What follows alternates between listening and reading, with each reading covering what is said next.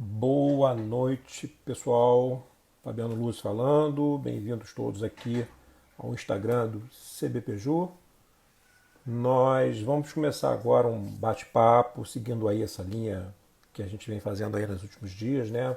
Pessoal aí da área trabalhista, antes de mais nada, todo mundo seja muito bem-vindo, tá? A gente vai começar um bate-papo agora, conversar sobre, mais uma vez, seguindo a linha do que a gente já vinha conversando, né? Já tivemos um bate-papo meu com o meu querido amigo Marcos Dias, já tivemos um bate-papo do querido Marcos Dias com o Leandro Antunes, e hoje a gente continuando essa semana, mais 2 dias de conversa. Hoje, uma conversa um pouco diferente. Em que sentido? Saindo um pouco da linha estrita do direito do trabalho e fazendo um parêntese, né? Para falar a verdade, as consequências. Quer dizer, não é saindo do direito do trabalho, para falar a verdade, né? Para falar a verdade, a gente vai tratar da matéria, de toda essa discussão que está acontecendo agora com relação aos efeitos das medidas provisórias, mas numa perspectiva administrativa. E é importante a gente pensar quais são as consequências e quais são as possibilidades que eventualmente decorrem. Então, nós vamos daqui a pouco conversar. O professor Marco Aurélio, inclusive, já se encontra aqui, acabei de perceber aqui que ele já entrou. Então, se você entender que isso pode ser útil para algum colega, alguma colega, manda aí no aviãozinho do lado, tá aí embaixo, né, do lado da onde vocês mandam mensagem, tem aquela... parece um aviãozinho mesmo, né? Assim, né? Buf, manda um aviãozinho, seleciona o colega, manda que, quem sabe, pode interessar para ele participar aqui do bate-papo, né? Acompanhar aqui a conversa. Tá bom? Marco Aurélio já está chegando aqui, eu vou chamá-lo agora e aí a gente começa a conversar. Vamos lá.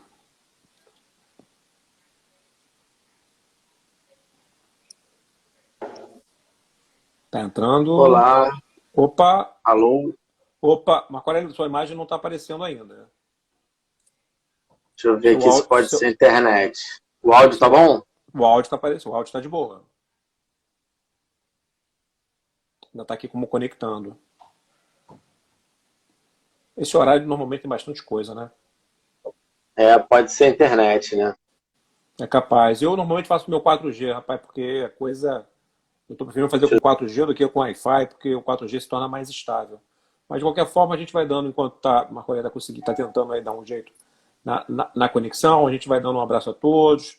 Rodrigo, Isis, doutora Jane, Elza, Catarine, Simone, e aí, Geraldo, a gente vai deixando aí um abraço para todos. Meu querido amigo Roberto. Ontem, Roberto, tu me botou numa saia justa, hein? Você acha que eu não estava de olho em você, não, né?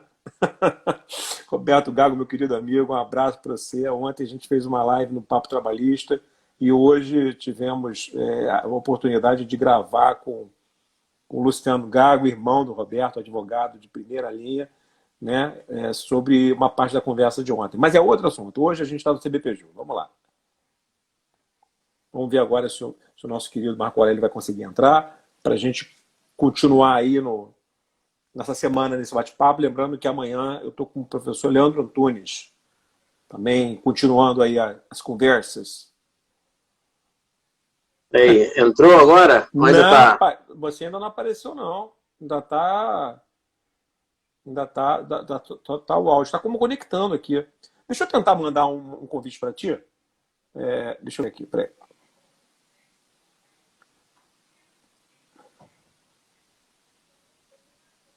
Vê aí. Vamos lá. Vê se você consegue entrar. Mas... Opa, foi. Agora foi. Foi? Tá aparecendo legal aí? Está aparecendo, mas está carregando, né? Está aqui como carregando. É conexão. E agora eu tô no 4G. É conexão. Deixa eu- Rapaz, vou te contar. Tá complicado demais.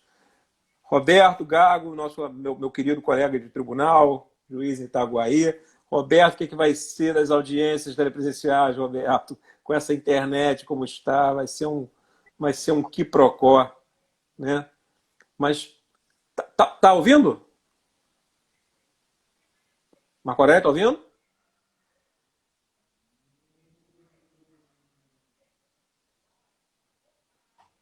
Vou desconectar e vou voltar contigo. Peraí. Opa, peraí. Entrou? Não. Nada. Tentar mais uma vez. Vou remover e vou voltar, hein? Vamos lá. Removendo, voltando.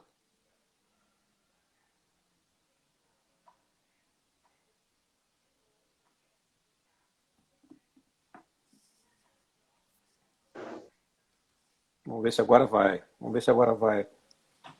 O áudio tá indo, né? A câmera que tá A pausada. câmera, é verdade. Eu não sei por que cargas d'água, rapaz. Vou te contar. Muito difícil. Está meio carroça, tá mesmo, Roberto? É. Roberto Gago falando aqui que tá uma carroça. Tá a carroça mesmo. E olha, a gente gasta dinheiro com pacote de dados e não funciona. É complicado. E aí a gente volta a imaginar como é que funciona o material humano que vai à Justiça do Trabalho, né, que é onde a gente atua, como é que a pessoa vai conseguir fazer uma estabilidade de conexão com essa situação que a gente está vivendo. Bom, paciência. Mas assim, Marco, você está me ouvindo? Tô te ouvindo. Assim, vamos fazer o seguinte, querido, vamos tocar o barco. Eu acho que a coisa não vai funcionar da forma como eu esperava, não. Você caiu.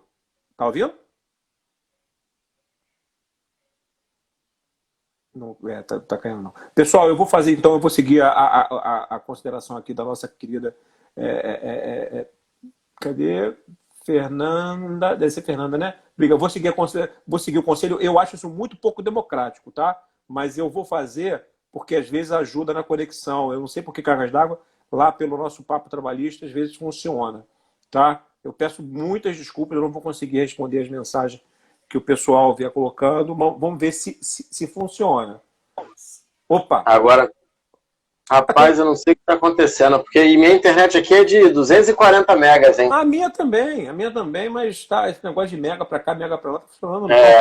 Ó, vamos fazer o seguinte, agora pelo menos a sua imagem está aparecendo pausada. A gente toca o barco, vamos conversar e seja o que seja o futuro. Vamos ver o que o futuro aí do nosso papo vai restar, beleza? Beleza. Então, pessoal, eu vou voltar com os comentários, então, porque aí eu acho que, como a imagem do Marco está prejudicada, até para não cercear aí as perguntas eventualmente que possam acontecer. Tá bom? Eventualmente, se voltar a imagem ficar numa boa, a gente volta aqui da forma como, né, ficar melhor. Bom, pessoal, antes de mais nada, então, voltando aí, antes do Marco Aurélio entrar, a gente estava conversando, explicando que o CBPJ está fazendo 2 semanas de algumas conversas, né, sobre aspectos das medidas provisórias, sobre, obviamente, o direito do trabalho, mas quando a gente pensa nelas, a gente pensa muito nas consequências do trabalhador, né? De uma forma direta. A gente enxerga muito de uma forma bilateral, empregado e empregador. Mas a gente esquece que, e aí, né, o Marco Aurélio vai tratar aqui com a gente sobre isso, dos efeitos colaterais que isso pode trazer em diversos aspectos. A gente tem que pensar em aspectos previdenciários, que não é o caso, a gente não vai tratar disso, pelo menos a princípio não, mas a perspectiva administrativa. E aí, Marco Aurélio, eu queria que você tocasse aí o barco, mesmo que, claro, né, se puder se apresentar para quem eventualmente não conheça, né, e aí falar um pouco de você aí para a gente tentar aí trazer uma discussão boa, mostrar para as pessoas as consequências das medidas provisórias em ângulos que a gente não consegue enxergar no dia a dia.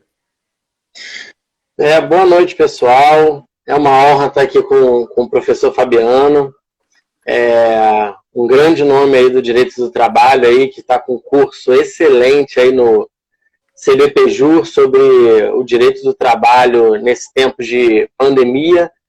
Eu sou Marco Aurélio, atuo também no Tribunal Regional do Trabalho da Primeira Região, sou servidor lá, e atuo na parte de manutenção e infraestrutura, assessorando o diretor quanto aos aspectos relativos a contratos administrativos e direito do trabalho relacionado aos contratos de terceirização. E essas medidas provisórias, né, esse cenário aí de pandemia que ocorreram, eles acabaram gerando um impacto tanto em todo o ramo do direito, né, principalmente no direito administrativo, no que se refere aos contratos administrativos de terceirização, né? E é muito importante a gente fazer um diálogo entre esses 2 ramos do direito para evitar possíveis prejuízos ao erário público.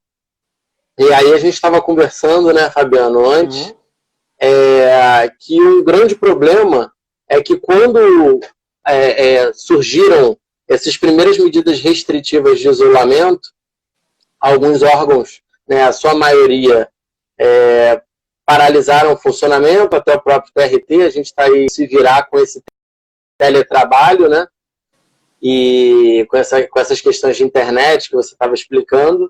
Uhum. E por conta desse problema, os contratos eles foram paralisados.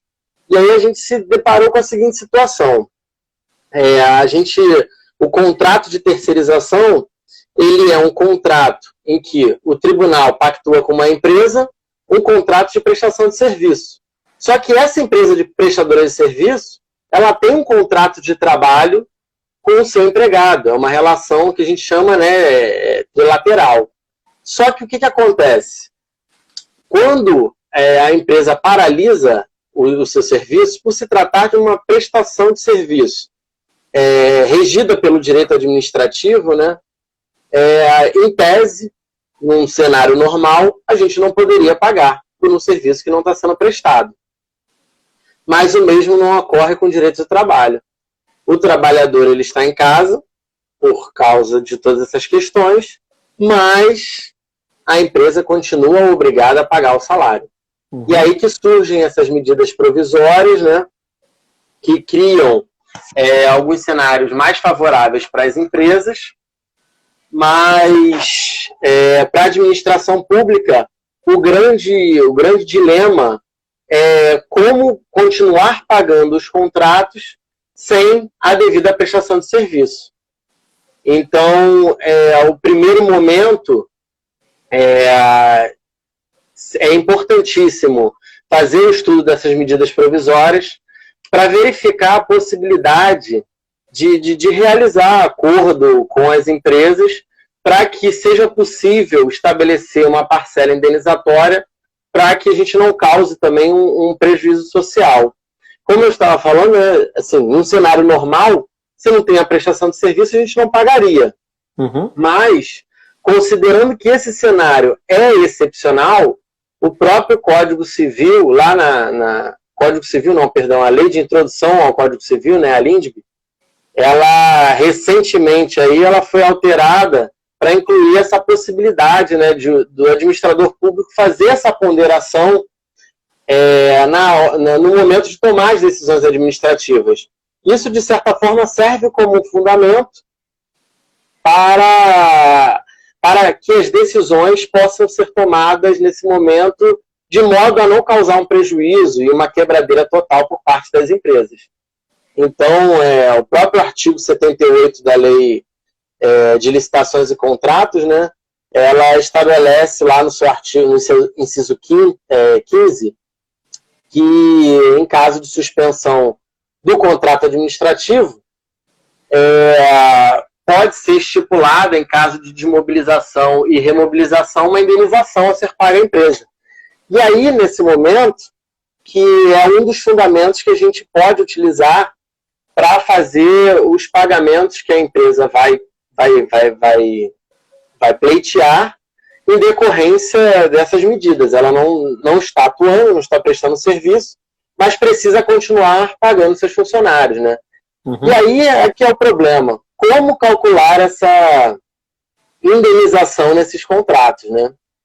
Primeiro ponto é que a gente tem que observar aquela questão se ela está adotando ou não alguma das medidas previstas na MP 927 e na MP 936, seja a suspensão do contrato de trabalho ou a concessão de férias coletivas. E aí acaba que o custo que a gente vai repassar para a empresa nesse período seria o custo mínimo que ela vai ter para bancar essas medidas. Uhum. E aí, um grande problema é que, se a gente não fizer isso, a gente tem aquela possibilidade de haver uma adesão por parte da empresa, ela receber recursos do governo para custear os salários, né? No caso, os empregados receberiam uma parte do seu salário no caso da suspensão do contrato de trabalho, né? E se isso não for observado pela administração, a administração vai estar pagando de novo para a empresa esse custo que ela estaria, digamos assim, economizando, né? Então também tem esse outro lado da moeda. É interessante isso, né, rapaz? A gente, quando conversa, quando a gente pensa em algumas questões, né? Todo mundo está muito preocupado e, naturalmente, diga-se de passagem, com as relações bilaterais, né? Bilateral no sentido humano, né? A relação com o empregado, empregador, né? Mas é interessante esse tipo de abordagem porque, principalmente a administração pública, né? E os responsáveis, né? Pelos contratos administrativos, olha a responsabilidade que você tem numa situação totalmente atípica, porque, primeiro, você tem que saber qual é a medida adotada por parte da empresa contratada para saber o impacto daquilo naquela relação contratual, naquele contrato administrativo celebrado entre a administração pública e, obviamente, a empresa que terceiriza o serviço, né? E a consequência, porque você gera essa discussão de mensuração de horas, como pagar, se o contrato está suspenso, se ele está suspenso, em tese, o empregado não é custo, se ele não é custo, não cabe à administração ter obviamente, não cabe a essa terceirizada repassar o custo para a administração pública. E eu tomei a liberdade até de fazer uma analogia, eu sei que não está dentro do nosso escopo, né? Mas com relação às terceirizações na iniciativa privada. Porque olha que coisa interessante. Se a iniciativa privada, claro, só deixando claro, pessoal, não é competência do justiça do trabalho analisar o contrato por si só entre a empresa tomadora e prestador de serviço, tá? Isso daí eu só estou pensando aqui na questão muito de DP e RH e nos gestores dos contratos de terceirização, como mensurar isso para reduzir o impacto ou não pagar por algo que não recebeu. Né? Mas olha como é que é interessante saber as empresas, né, para quem está nos ouvindo, eventualmente seja de empresa, né, verificar quais são os empregados que estão eventualmente naquela situação, se algum deles é prestador de serviço ou não, se está impactando na atividade daquela empresa, se aquilo vai gerar ou não a possibilidade de uma repactuação daquele contrato durante aquele curso, daquele período. Olha a quantidade de coisa que nasce de uma situação que a gente pensa muito no direito do trabalho, mas esquece da relação administrativa, que é o nosso caso aqui que a gente está conversando, mas também contratual na relação entre as duas empresas, né? Exatamente. Esse é um ponto bem interessante, né? E o grande, assim, o que eu vejo de maior problema na administração é que como nós estamos lidando com recursos públicos, tem toda uma questão de responsabilidade junto, a gente fica entre dois abismos, né? Um é o temor pelos órgãos de controle de adotarem alguma medida posterior, cobrando os gestores públicos por não terem observado essas medidas, né, e terem aí pago contratos sem prestação de serviço. E a gente fica do outro lado com essa questão dos próprios empregados, né? Que se todos os contratos começarem a não ser pagos, também pode gerar uma quebradeira e os trabalhadores acabarem ficando desempregados, né? E aí também tem uma outra relação, que é essa que você está falando, né, de direito privado, que é que quando você atua como gestor de dinheiro público, você é responsável e aí você tem esse temor dos órgãos de controle. E também, por outro lado, fica com medo da responsabilidade subsidiária, que aí vem por meio de ações trabalhistas, caso você adote medidas em que possa, de fato, prejudicar o empregado e você também não está fiscalizando, né? Agora, no outro lado, numa relação de direito privado, né, num contrato de prestação de serviço comum, a empresa que opta por continuar pagando esse contrato, em tese, ela não tem nenhuma responsabilidade, porque aquele dinheiro é um dinheiro dela. Então, ela opta por continuar honrando aquele compromisso, porque ela tem toda uma visão social, mas isso não gera grandes impactos. Então, acaba que, no âmbito da administração, isso gera um impacto maior, né? Porque ou você pode ser responsabilizado pelos órgãos de controle por não estar pagando uma prestação de serviço, assim como no futuro pode a administração ser responsabilizada por algum prejuízo, a falta de observância de pagamento de alguma verba trabalhista, de algum empregado. No âmbito privado, o que acontece é que você acaba ficando mais pelo ramo do direito civil, né, se for entre as empresas, e no direito do trabalho, se ocorrer também a responsabilidade subsidiária. E aí, dependendo da situação, né, se, por exemplo, for um condomínio em que tem diversos contratos de prestação de serviço terceirizado, é capaz, aqui no condomínio que eu moro, por exemplo, a gente optou aqui por continuar pagando normalmente os nossos contratos. É um dinheiro que é nosso, é um capital privado, né? Então a gente tem essa possibilidade, né? Exatamente para evitar futuros prejuízos ou problemas que pudessem advir de responsabilidades trabalhistas subsidiárias por conta das terceirizadas não honrarem seus compromissos, né? Mas na administração pública já é diferente, né? Agora você citou um caso, por exemplo, aqui no condomínio onde eu moro, a gente tem alguns prestadores de serviços e, por exemplo, a questão de piscina, né? Porque a questão de piscina, a lei, se não me engano, estadual do Rio de Janeiro determina que haja um guardião, né? Um guardião, desde que tenha um X volumes de metros cúbicos de água na área onde, né, eventualmente, né, esteja a piscina. Pode ter mais de uma. Aqui no meu prédio, por exemplo, a gente tem uma piscina um pouquinho maior, uma menor e duas menores, uma quente e outra normal. Então, ali a gente tem que ter o guardião. Mas nesse momento de quarentena, por exemplo, a área comum está fechada. E o nosso condomínio, por exemplo, por deliberação, entendeu pela suspensão do contrato, né, em comum acordo lá com a empresa prestadora de serviço, né, a suspensão da prestação do serviço do profissional. Porque, na perspectiva da administração do condomínio, não faria sentido a sua manutenção. E aí, quer dizer, alegou algumas coisas lá. Eu confesso que eu não faço parte, né, até porque eu não posso, né, em virtude do meu cargo, eu não posso fazer parte da administração do condomínio. Mas eu acabo de orelhada perguntando algumas coisas. Mas foi o caminhar. Agora, os outros contratos, por exemplo, limpeza, o contrato de portaria, obviamente, foram todos mantidos na sua integralidade. Mas é interessante essa abordagem, porque você tem empregados, esses empregados podem, eventualmente, sofrer consequências no contrato de trabalho, né? Eventualmente ter alguma verba inadimplida, e aí, em eventual questionamento, pode, inclusive, se indicar que o inadimplemento das obrigações trabalhistas decorreu exatamente do inadimplemento da relação civil/contratual entre tomadora e prestadora, que é muito comum, diga-se de passagem, alguns colegas aqui da área trabalhista devem saber. Eu acho que a gente conversou isso antes de começar aqui a live. A decisão do Supremo Tribunal Federal que relativizou a questão da responsabilidade da administração pública, né, na minha perspectiva, invertendo o ônus da prova, né, imputando ao empregado, né, a obrigação de provar que não houve fiscalização, né, o que pode acontecer em audiência é o juiz entender que ele pode fazer a distribuição dinâmica, né, ele pode inverter no momento da audiência, mas pela perspectiva da decisão, a obrigação é do empregado provar a não fiscalização.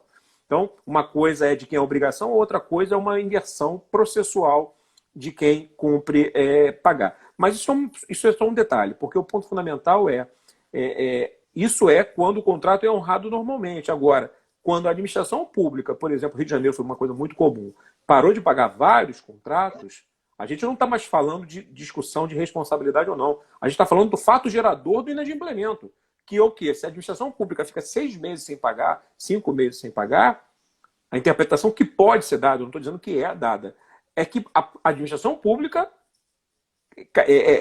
participou ativamente do inadimplemento daquelas relações. E aí ela que deu causa, né, a possibilidade ou não daquelas verbas estarem sendo pagas. Então, muitas empresas alegam isso, leiam-se as prestadoras de serviço, né, alegam que. E aí, fugindo da discussão de responsabilidade subsidiária, para falar a verdade, eles imputam na administração pública como causadora do inadimplemento. E aí relativiza um pouco aquela discussão do Supremo, percebe? Mas assim, porque acabou que a conversa caminhou para a questão do condomínio e tal. É só para mostrar para as pessoas que a gente pensa muito na relação das medidas provisórias, novamente, numa perspectiva do empregador que está lá, sem saber o que fazer, com os seus empregados.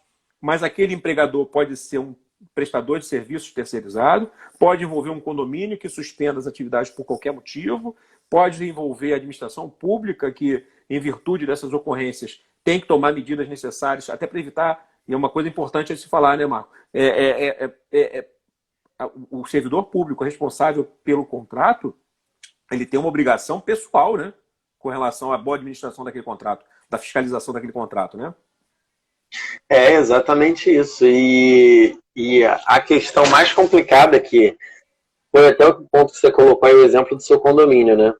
Se numa relação privada a gente já tem essa discussão e decide, por vezes, não fazer o pagamento porque não tem uma prestação, você imagina isso no âmbito da administração pública, quando passar o tempo e os tribunais de contas começarem a auditar os contratos e perceberem que foram pagos 3, 4 meses, embora a gente acabe pensando, a gente tem essa tendência, né, de pensar pelo lado social, poxa, mas a administração vai parar de pagar os contratos, mas a visão do contrato administrativo com base na Lei 866 é sempre ser uma prestação de serviço de forma mais econômica. Até porque o dinheiro que sobra na execução do contrato administrativo é o dinheiro que vai para a saúde. Então, se na prática a gente usa ele agora, ele vai faltar lá na ponta. Sim. Então, por isso que tem essa preocupação. E nesse momento, se a gente fizer uma análise da legislação, não houve nenhuma previsão em nenhuma dessas legislações quanto ao regramento dos contratos administrativos. É verdade. Então, na prática, o que acontece? Eu fiz um levantamento há pouco tempo, né, sobre como que alguns órgãos estão lidando, até mesmo órgãos do Poder Judiciário, né, e a grande maioria não está adotando nenhuma medida de preocupação quanto à adoção pelas empresas das MPs, e o pagamento das faturas está seguindo normal, com fundamento principalmente nessa questão social, e que a lei que trouxe que trouxe a questão da pandemia, aquela primeira norma, aquela 13.979. 13.979, Isso. Então ela trouxe a questão da falta justificada, né? Uhum. Que se consideraria falta justificada. Então, essa questão da falta justificada está sendo usada como fundamento para continuar a manutenção de pagamento dos salários normais de alguns contratos, né? Uhum. Só que o que se esquece é exatamente isso, é que o que a administração tem com a empresa, ou o que o condomínio tem com a empresa, é uma relação de prestação de serviço. Então, essa questão da falta justificada, ela é alegada pelo trabalhador em face do seu contrato de trabalho com a sua empresa prestadora, e não em relação ao contrato da tomadora com a prestadora de serviço, né? É verdade. Então, é de extrema importância que os órgãos comecem a adotar medidas para verificar. E aí, um ponto muito importante também é que a gente tem que ter uma preocupação muito grande de não fazer uma ingerência na administração da empresa também, né? Sim, da empresa terceirizada. Então, não cabe tanto a empresas privadas que contratam terceirização quanto a administração pública impor ou selecionar qual medida das MPs 927 ou 936 que essa prestadora de serviço vai adotar com seus trabalhadores, né? E aí acaba que fica uma situação um pouco complicada também para fins de apuração de indenização, porque, como você disse, acaba que a gente vai ter que verificar o que a empresa adotou para depois poder estabelecer um diálogo com ela e pactuar qual seria o possível custo de mobilização e desmobilização. Que a gente tem feito muito como justificativa para calcular essa indenização é verificar pela questão social, né? Então a gente de fato teria que pagar um custo de desmobilização para a empresa. Em tese, qual seria o custo de desmobilização? Seria a rescisão dos contratos de trabalho dos empregadores. Só que considerando todo esse cenário extraordinário, há que se fazer uma ponderação, até porque a adoção dessas medidas provisórias, e aí isso aí a gente viu na prática, fazendo os cálculos, acaba que a diferença sai quase a mesma.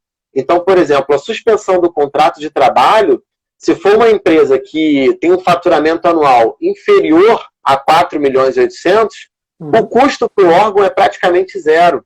Algumas terceirizadas estão até não apresentando o custo nesse período exatamente sobre essa alegação, porque o governo federal ele vai custear, por meio do benefício, né, todo o salário do empregado. Então, a gente observa que, para a administração tomadora, sai mais vantajoso considerar como desmobilização essa questão da suspensão do contrato de trabalho do que a própria rescisão, que ainda teria a questão do problema social. E ainda que a gente pense, né, que a empresa tem ainda algum custo, embora algumas não estejam cobrando, a gente sabe que tem o custo do Vale Transporte e os benefícios que a MP diz que tem que continuar pagando, né? E eu vejo muita dúvida do pessoal quanto a quais seriam esses benefícios, né? Principalmente porque a convenção coletiva ela fala em algumas categorias que o vale alimentação ele é pago por dia trabalhado. Então, se o trabalhador não está trabalhando, né, o raciocínio que muita gente faz ele não está trabalhando, mesmo sendo falta justificada, ele não vai receber o vale alimentação, porque é por dia útil, o dia efetivamente trabalhado. Sim. Só que a MP 936, ela fala que os benefícios vão ser mantidos, né? É verdade, ela não faz nenhuma exceção. E isso gera uma... Até saindo... É porque, para quem está acompanhando a gente, né? No final das contas, a gente está dialogando, pessoal. Olha como é que é importante a gente ter um raciocínio, não apenas... e quem me acompanha sabe que eu falo isso sempre, né? A gente fica muito focado numa área do direito do trabalho, do direito... Olha como é que é importante você ter uma multi-imaginação, um pensamento multifacetado, porque acaba que dialoga, né? É importante a gente ter esse tipo de racional. Só que a gente começou falando de questões administrativas, já falamos de direito do trabalho e já falamos de relação civil contratual. Essa questão, por exemplo, que o Marco Aurélio comentou, dos benefícios, é uma celeuma danada. Por exemplo, eu e o Marcos Dias, pela medida provisória 927, a gente, por exemplo, tem uma divergência pelo conteúdo dela, né? Que os benefícios eventualmente concedidos para o trabalho, entre eles o Vale Transporte, até porque tem regulamentação específica por lei, não deveriam ser pagos, porque a própria lei indica o fato gerador do benefício. Se é para o trabalho ir trabalhar, se você não está trabalhando, você, se assim descumprir, a MP está legislando sobre algo que já está na lei, né? Então, tem até um questionamento sobre isso, mas me parece que não faz sentido o pagamento de Vale Transporte se você não trabalha. A questão das alimentações, e aí as normas coletivas talvez endossem o que a gente está conversando, uma coisa é o Vale Alimentação e o outro Refeição, né? O Vale Refeição é aquele, né, que você come no local, né? Normalmente você recebe pelo dia de trabalho. Até uma coisa que é muito comum discutir é quando o cara trabalha no final de semana que não está incluído. Muita gente na Justiça do Trabalho cobra um dia extra, né? Acredito eu que na administração não sei como é que funciona, confesso que não sei como funciona isso. Agora, os benefícios que decorrem pelo simples fato de ter o contrato, por exemplo, plano de saúde, por exemplo, um vale alimentação, que é aquele similar à cesta básica, esse que me parece que é a ratio da norma. Mas é interessante porque o Marcos Dias, por exemplo, ele pensa diferente. Ele acha que, inclusive, o vale refeição também, porque você teria uma perda material. Quer dizer, a gente tem várias discussões que acabam não ficando pacificadas porque a lei ela é lacunosa, né? Ela não foi... A lei não, a medida provisória, né? Ela é lacunosa, ela não foi expressa. Digo mais, a MP 936, como você citou, ela é até mais elastecida, né? Ela diz para todos os benefícios. E aí gera essa questão, peraí, todos os benefícios? Como assim? O Vale Transporte não é um benefício por si só, ele é um benefício, sim, com regramento legal, né? E aí a gente gera essas questões que você deve estar enfrentando aí na mensuração do valor a ser pago nos contratos, né?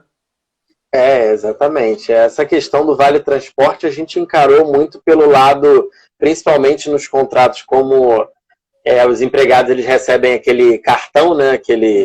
Rio Card, no Rio a gente Card. pensou o seguinte, se eles recebem em forma de cartão, se a gente continuasse pagando, o que iria acontecer é que iria acumular o benefício e depois eles não iriam conseguir usufruir, porque eles não iriam trabalhar a quantidade de dias que eles ficaram pausados, né? Ainda que Sim. se utilize um banco de horas, eles vão compensar no mesmo dia. Então, a quantidade de vales que eles gastam por mês continuaria a mesma, digamos assim, né? Uhum. Agora, o ponto mais complicado mesmo é essa questão de entendimentos aí do Vale Refeição e do Vale Alimentação, né?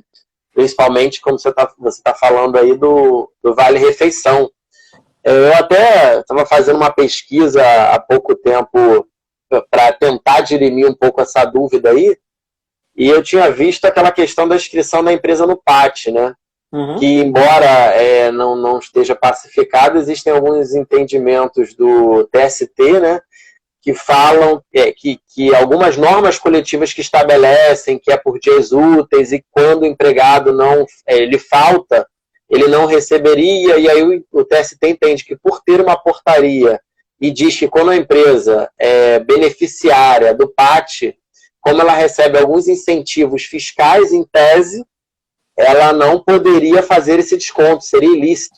E aí eles até determinaram a nulidade da cláusula da convenção coletiva lá no caso concreto, né?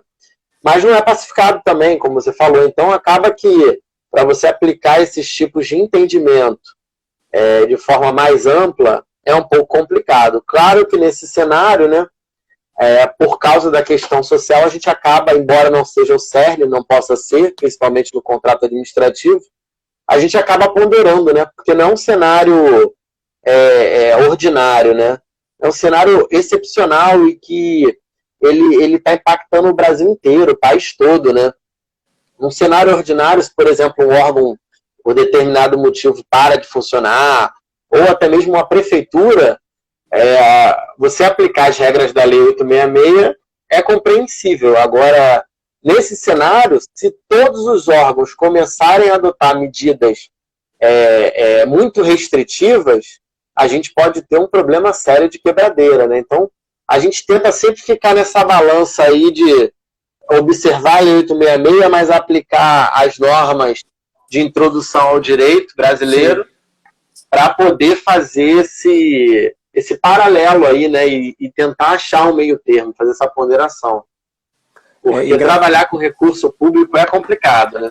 Não, e você citou agora as normas de direito brasileiro. Muita gente não sabe que ocorreram diversas alterações na lei de introdução às normas do direito brasileiro.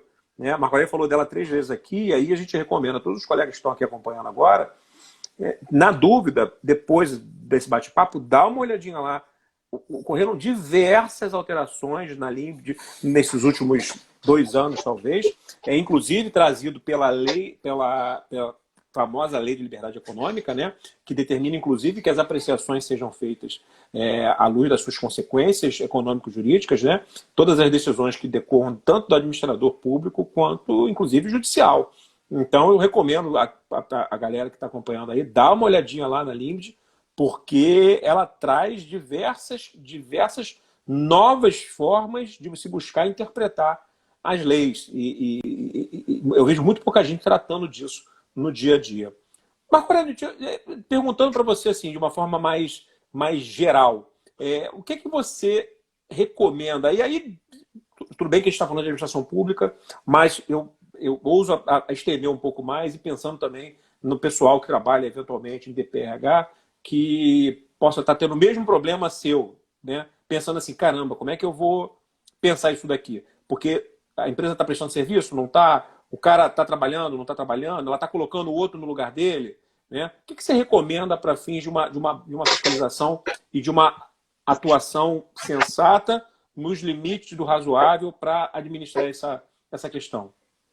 Então, o ponto assim que nós encontramos assim para tentar chegar mais perto, né, ali do alvo ali, foi abrir um diálogo com as empresas. Então, no primeiro momento, a gente informou, olha, não está acontecendo a prestação de serviço. Então, já que não está acontecendo a prestação de serviço, a orientação pela Lei 866 é não efetuar o pagamento pelos serviços que não foram prestados. Uhum.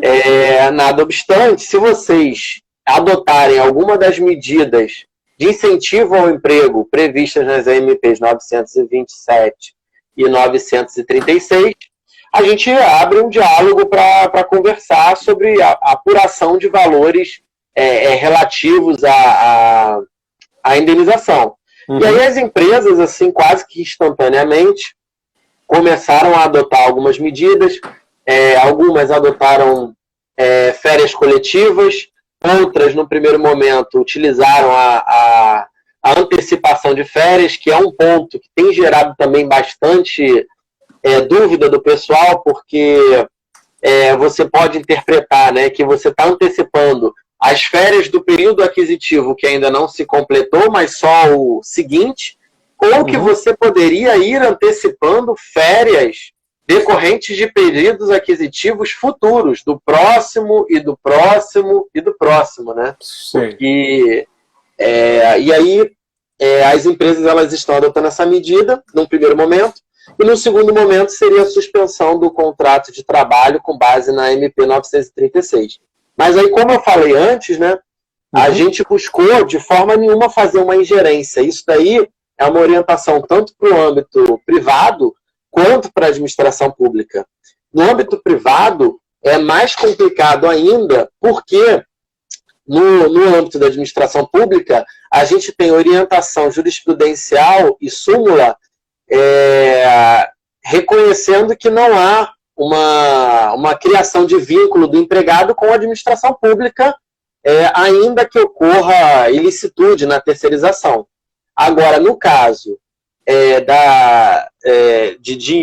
no caso do âmbito privado, se ocorrer uma caracterização de ingerência na empresa prestadora de serviço, em que seja caracterizado que a tomadora está gerenciando a mão de obra, você pode falar, claro, com muito mais propriedade sobre isso, mas poderia caracterizar uma ilicitude dessa terceirização e o vínculo ser estabelecido diretamente com a tomadora, né? Então, isso poderia ser até mais complicado no âmbito privado. Então, essa questão da ingerência tem que tomar um certo cuidado.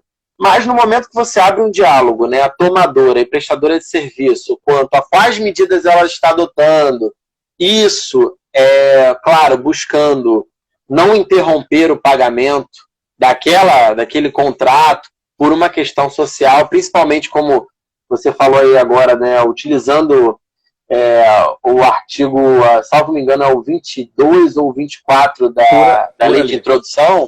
Isso. Você pode fazer essa ponderação, né, no caso da administração pública. No âmbito privado, já nesse caso específico dessa decisão, acaba sendo mais fácil porque os recursos são privados. Então, se o empresário optar por continuar honrando ou por fazer uma negociação com essa prestadora de serviço, não vai haver nenhum problema porque o recurso é privado. O problema maior desses acordos é porque, como a gente falou aí, não tem nenhuma legislação tratando especificamente do assunto, né? E a Lei 866 basicamente é prestação de serviço, pagamento. Não tem prestação e, em regra, né, não haveria o pagamento. Então, aí, nesse aspecto, seria interessante se você abordasse para a gente essa questão da antecipação das férias, né? Como que você entende, vocês estão entendendo essa questão? Seria a antecipação só do próximo período aquisitivo ou a antecipação criada pela MP seria a antecipação dos períodos aquisitivos futuros, independente de um marco limite? Entende? Isso está gerando uma discussão enorme. Eu, particularmente, se a gente for para a literalidade da medida, né, ela não colocou termo nenhum. Ela parece, né, assim, claro que a gente está interpretando ela, parece não dar limitação nenhuma. E aí, daqui a pouco, vai gerar uma situação, por exemplo, hipotética, de, por exemplo, se eu antecipo 2 ou 3 meses de férias, vamos pensar assim, né? 3 meses de férias. Se eu antecipar 3 meses de férias, significa que o cidadão vai poder ficar 4 anos trabalhando de forma ininterrupta, porque você tem um período aquisitivo mais um período concessivo, né? Que é onde até o limite que ele vai poder tirar o novo período dele, né? Depois de um certo período, de um certo tempo. Então, assim, para falar a verdade, grande parte das pessoas estão receosas quanto à lógica dessa aquisição. A interpretação que me parece, observando a lei, a mais cautelosa, seria a antecipação das férias proporcionais, como acontece no direito coletivo, nas férias coletivas, né? Talvez a antecipação daquelas férias que estejam ainda em período aquisitivo. Essa me parece assim adequada para evitar exatamente, inclusive lembrando que o Brasil é signatário das convenções internacionais, salvo engano, de férias é a 132, posso estar equivocado, que estabelece a limitação de... O Brasil, quer dizer, a gente tem um problema legal, tem um problema constitucional e eu tenho um problema supralegal, né? Então, me parece que não é o objeto dar períodos, né, 3, 4, 5 meses e deixar o cidadão um monte de tempo sem gozo de férias. Não me aparenta ser essa a ratio mais lógica. Agora, claro, estou falando do meu ponto de vista e que eu conversei com outras pessoas e que já vi falando sobre isso. Fabiano, eu acho que cabe. Aí é aquela questão, gente, é uma mensuração de custo-benefício e do risco que você quer suportar no seu contencioso. Eu, Fabiano, entendo que a coisa mais adequada é apenas um período e fazer a combinação, né, Marco Aurélio? Porque uma coisa também interessante, a gente está diante de um microsistema de exceção, né? Eu não gosto muito dessa palavra exceção, não, porque eu acho que ela vem sendo utilizada de uma forma muito, assim, muito aberta e permitindo que alguns abusos eventualmente possam ser, inclusive hermenêuticos, cometidos. Mas me parece que a gente está um sistema normativo que permite a agregação de medidas diferentes. Você pode dar férias, combinada com antecipação de feriado, combinado com a redução de jornada, ou combinado com a suspensão do contrato. E aí essa combinação, existe uma discussão se ela pode ser a 936 combinada com essa ao mesmo tempo, sucessiva. Eu particularmente entendo que a lógica é para ser sucessiva, né? Não faz muito sentido você colocar as duas juntas, né? Até porque num você está reduzindo o salário, no outro você está acabando com o salário por conta do benefício concedido pelo governo, né? Então não me parece não é muito lógico na minha perspectiva. Então, mas o que importa é, você pode agregar as duas. Você pode agregar a 936 com a 927 e agregar as etapas diferentes previstas na 927, né? Que são algumas, de banco de horas, feriado, férias antecipar, um período na minha perspectiva, né? Então, muita gente ainda não atentou a isso, né? Não atentou que está diante de um microsistema. Da mesma forma, o Marcos pensa diferente de mim. Eu entendo, por exemplo, que você pode tomar medidas diferentes para pessoas diferentes no mesmo espaço físico. Por exemplo, uma empresa com 10 pessoas num determinado departamento. Eu entendo que você pode suspender o contrato de duas, reduzir a jornada de duas, dar férias coletivas para duas, coletivas não, perdão, antecipar férias de duas, colocar duas em feriado antecipado, colocar duas percebe? Em banco de horas. Quer dizer, eu acho que a lei permite que você faça esse tipo de jogo. Jogo no sentido não pejorativo, tá, gente? No sentido efetivamente do exercício do direito diretivo do empregador. Porque o objetivo dela é esse, né? Você racionalizar a estrutura de atuação do empregador diante desse cenário de crise, né? Eu acho até mais lógico, é uma pena que o sindicato foi afastado dessas discussões, porque se o sindicato atuasse, e nas situações que o sindicato continua atuando, eu tenho um pouco mais eu fico mais confortável, né? Porque aquele empregado está representado, né? E celebrou uma convenção, eventualmente, com o sindicato observando o que estava acontecendo. Nós tivemos um caso, não sei se você sabe, o Mário Bittencourt, presidente do Fluminense, sem fazer propaganda, mas já fazendo uma propaganda do meu tricolor. O Mário Bittencourt, presidente do Fluminense, ele deu uma live, participou de uma live com o Marcos, no nosso canal Papo Trabalhista. E ele falou sobre a participação do sindicato não como representante dos jogadores, mas como assistente jurídico dos trabalhadores, verificando a negociação que foi celebrada. Foi uma coisa muito interessante, porque o Supremo decidiu que não precisa do sindicato, mas o sindicato não representando, mas dando a assistência, ele dá muito mais certeza jurídica daquele ato que está sendo praticado, percebe? Então, eu acho que são várias variáveis que precisam ser administradas e analisadas de uma forma conjunta. Não sei se eu respondi. Respondeu, pô, com certeza. E essa questão que você falou aí do sindicato, até para gente que atua na administração, o pessoal que atua como gestor e fiscal, é muito interessante, porque pelo menos eu, quando fui gestor de alguns contratos, quando a gente via uma rescisão de contrato de trabalho homologada pelo sindicato, dava uma certa segurança, né? O sindicato participou, ele olhou, eu vou olhar aqui, mas tá tranquilo porque o sindicato olhou. E agora, como acabou, né, com a reforma da trabalhista, de certa parte, a homologação obrigatória para aqueles empregados com mais de um ano, então gera essa insegurança, né? Porque é o empregado com o empregador. E aí você ali, gestor de contrato, grande parte aí, às vezes é engenheiro, é médico, então não tem nenhum conhecimento, assim, ou tem um conhecimento jurídico mínimo, então gera aquela insegurança de você analisar um termo de rescisão do contrato de trabalho e não foi homologado pelo sindicato, né? E aí essas questões, por exemplo, aí de acordo, a maioria dos acordos das MPs 927, 936, como você disse, passaram a ser feitas de forma individual, foram até validadas aí pelo Supremo, né? E aí é complicado, né? Gera bastante insegurança, né? Eu tenho até dúvidas naquela parte que aceita pactuar o salário, a redução da jornada por acordo individual, né? Porque a própria Constituição da República, ela de certa forma fala que a redução de salário pode ser por convenção coletiva, né? Mas eu também, mas não foi o caminho que o Supremo não adotou, foi o caminho, E aí a gente fica nessa situação aí, como você falou, acaba que por ser um período de exceção, acaba tudo entrando na conta da exceção e vai se flexibilizando ao excesso, né? E aí a parte mais fraca acaba sofrendo esse tensionamento da corda, né? Não, agora, não.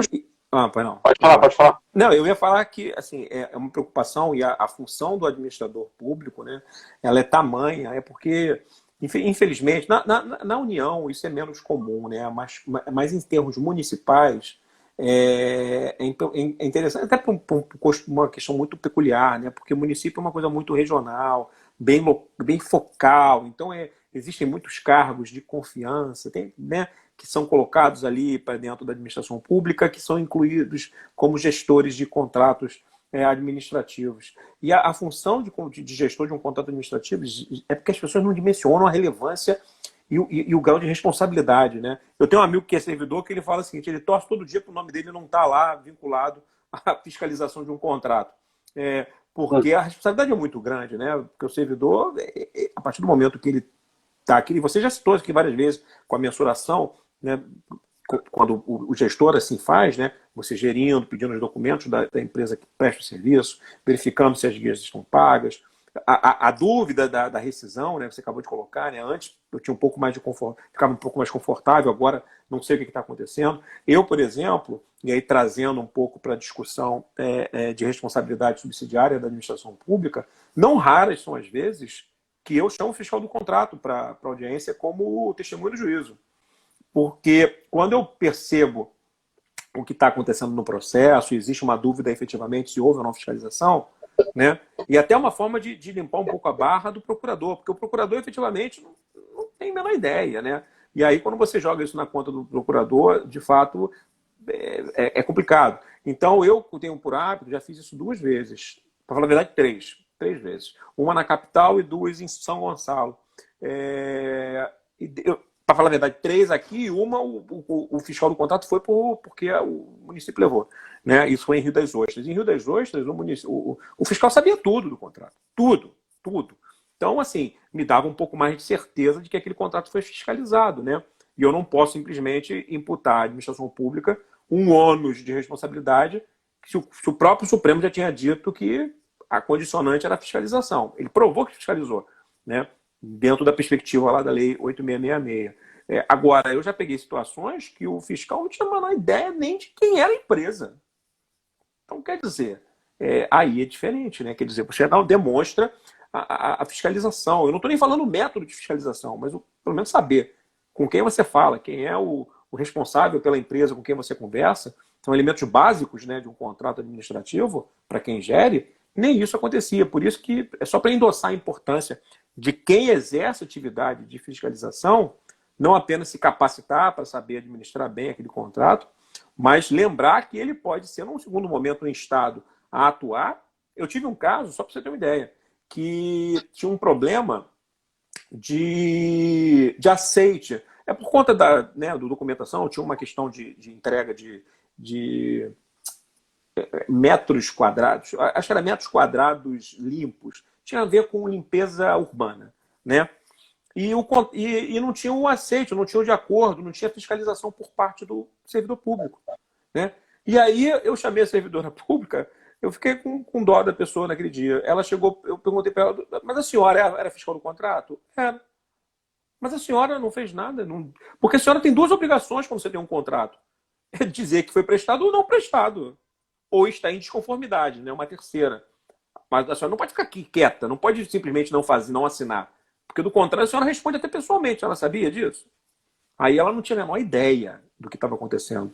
Depois ela foi correr atrás, do dia para a noite, plup, estava lá o documento assinado dizendo que houve a prestação de serviço. Olha que coisa doida, né? Então, isso é uma coisa que eu sempre, quando eu dou aula sobre terceirização, eu sempre indico em aula, dizendo o seguinte, é importante que, mais do que ouvir o procurador, né, presente, é mais importante você ouvir o fiscal do contrato. Esse sim que é o pulo do gato para você resolver ou não. Pode ser bom ou ruim, né? Porque também quando domina o contrato, como é o que a gente está conversando aqui, por exemplo, Marco Aurélio demonstrou que domina o trabalho dele.